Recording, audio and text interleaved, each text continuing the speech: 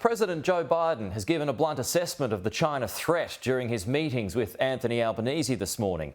A 21-gun salute rang out at the White House for the arrival of the Prime Minister. Sky News Washington correspondent Annelise Nielsen joins us live now from the White House. So, Annelise, China has clearly been a strong theme in these talks. And Joe Biden hasn't been mincing his words. A few times he's brought up China unprompted, and it's clearly been a focus of private discussions. This has been a day full of pomp and ceremony. This morning there was a formal welcome to the White House for Anthony Albanese and his partner Jody Hayden. There were a few thousand people on the south lawn of the White House who were there for the military bands and the show. Here is a glimpse of what happened earlier today.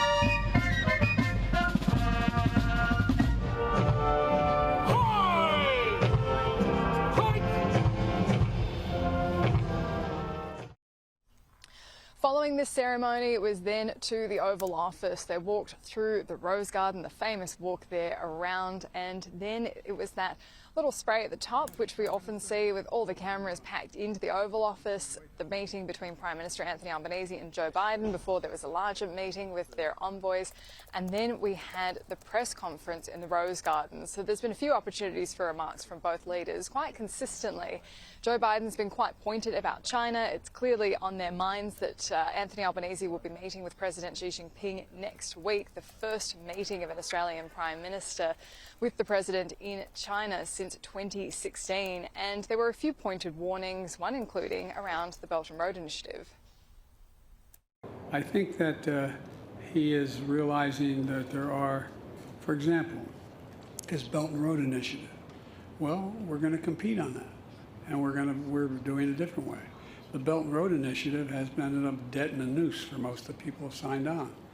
We are working with our G7 partners to provide infrastructure for the very nations that he's trying to deal with.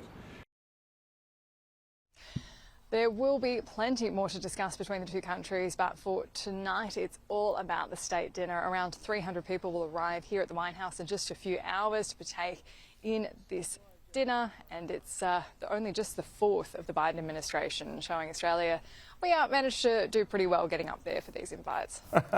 Annelise, thank you.